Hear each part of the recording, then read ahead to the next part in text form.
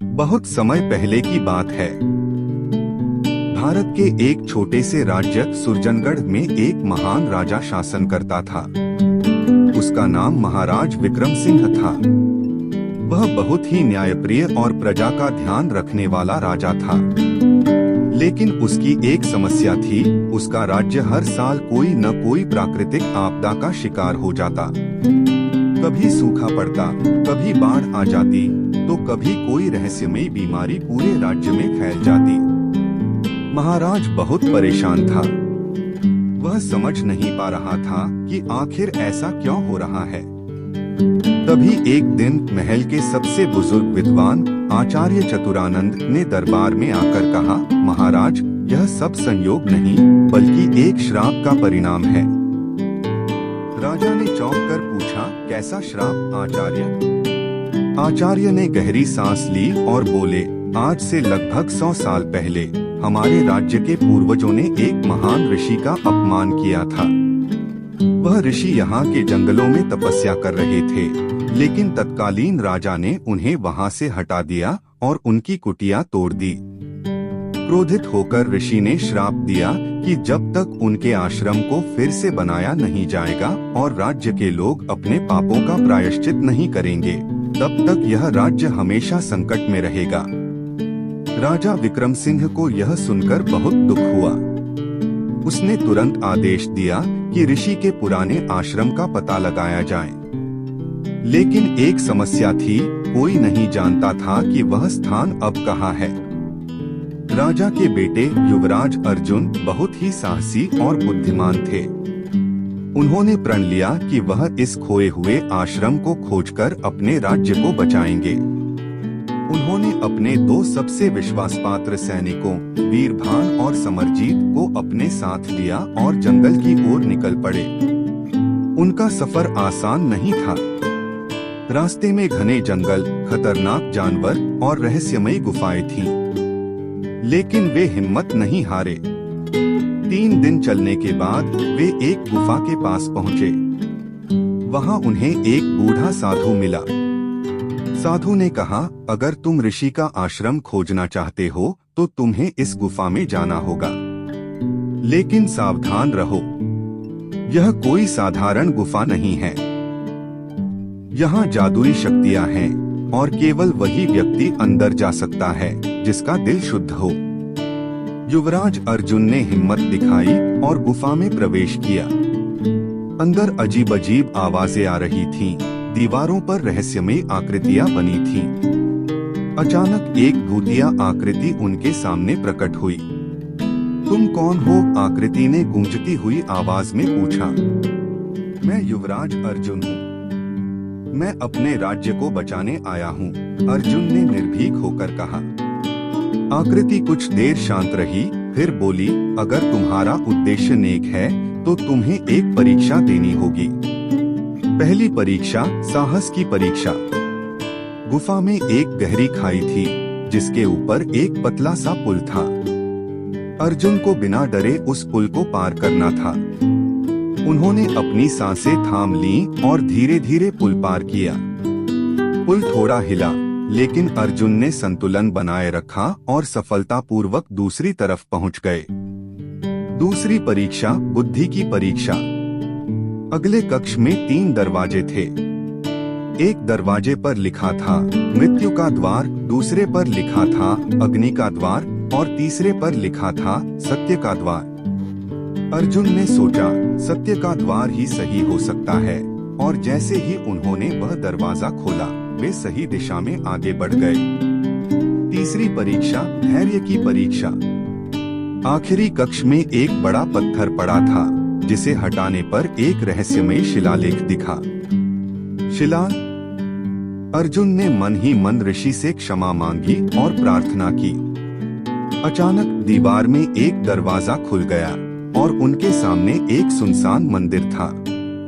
अर्जुन समझ गए कि यही वह जगह थी जहां ऋषि का आश्रम था। उन्होंने वहां दीप जलाया और प्रार्थना की। उसी समय आकाश में बादल छंट गए और एक दिव्य प्रकाश पूरे जंगल में फैल गया। वह जगह फिर से जीवंत हो उठी और अचानक वहां कई ऋषि प्रकट हुए। वे बोले, युवराज, तुमने अपने साहस और भक्ति से हमारे पुराने श्राप को समाप्त कर दिया है। अब तुम्हारे राज्य में कभी कोई आपदा नहीं आएगी। अर्जुन खुशी खुशी महल वापस लौटे और राजा को पूरी कहानी सुनाई। राजा ने वहां एक विशाल मंदिर बनवाया और पूरे राज्य में उत्सव मनाया गया। गांव के किनारे एक पुराना किला था जिसे लोग भूतिया किला कहते थे।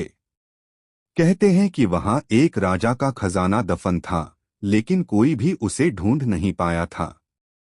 गांव के लोग मानते थे कि उस किले में भूतों का वास है और जो भी वहां गया वह कभी वापस नहीं आया। रवि एक साहसी युवक था जो हमेशा रोमांचक कहानियां सुनकर बड़ा हुआ था। उसे खजानों और रहस्यों में गहरी दिलचस्पी थी।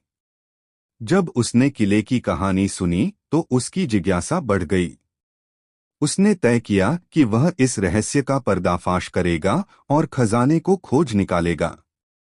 एक रात जब पूरा गांव गहरी नींद में था, रवि अपने दोस्त अमित के साथ किले की ओर निकल पड़ा। दोनों के हाथों में टॉर्च थी और उनके दिलों में रोमांच। किला बहुत पुराना और जर्जर था। चारों ओर घना जंगल था और जंगली जानवरों की आवाजें आ रही थीं। जैसे ही वे किले के अंदर पहुंचे, उन्हें वहां अजीब सी ठंडक महसूस हुई। दीवारों पर पुरानी पेंटिंग्स थीं, जो समय के साथ धुंधली हो गई थीं। अचानक उन्हें एक हल्की आवाज सुनाई दी, जैसे कोई फुसफुसा रहा हो। अमित डर गया, लेकिन रवि ने हिम्मत नहीं हारी। उन्होंने धीरे धीरे आगे बढ़ना जारी रखा और किले के तहखाने की ओर गए। वहां एक पुराना दरवाजा था जिस पर अजीब निशान बने हुए थे। जब उन्होंने उसे खोला तो एक सुरंग दिखी जो अंधेरे में कहीं दूर जाती थी। रवि और अमित ने हिम्मत करके उस सुरंग में प्रवेश किया। जैसे ही वे अंदर पहुंचे, उन्हें लगा कि कोई उनके पीछे चल रहा है। अचानक एक कड़कती हुई आवाज गूंजी, कौन हो तुम? दोनों लड़के डर के मारे ठिठक गए। सामने एक परछाई थी जो धीरे धीरे उनकी ओर बढ़ रही थी। लेकिन जब रोशनी पड़ी तो वे देखकर हैरान रह गए कि वह एक बूढ़ा आदमी था। बूढ़े आदमी ने बताया कि वह इस किले का आखिरी रखवाला है। उसने कहा, यह खजाना लालचियों के लिए नहीं, बल्कि सच्चे और ईमानदार लोगों के लिए है। रवि ने अपनी सच्चाई साबित करने के लिए कहा, मैं इस खजाने को लूटने नहीं, बल्कि इसके रहस्य को जानने आया हूं। बूढ़े आदमी ने मुस्कुराकर दीवार पर बने एक चिन्ह को दबाया। अचानक एक दरवाजा खुला और भीतर सोने चांदी से भरा एक बड़ा कमरा दिखा। किसी छोटे से गांव में एक लड़का रहता था जिसका नाम अरुण था।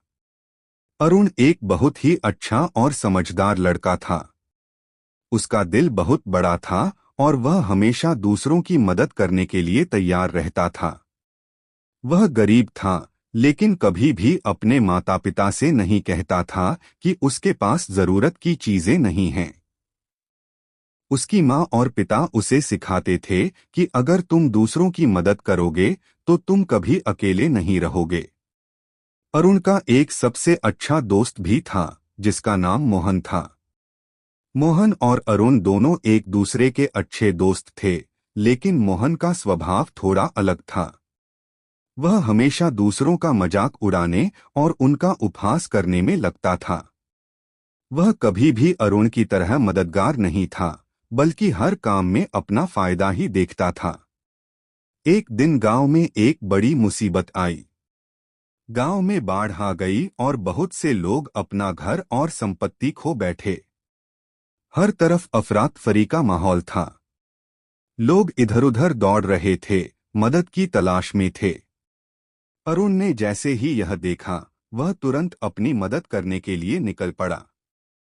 उसने गांव के अन्य लोगों को इकट्ठा किया और सब मिलकर बाढ़ से प्रभावित लोगों की मदद करने लगे।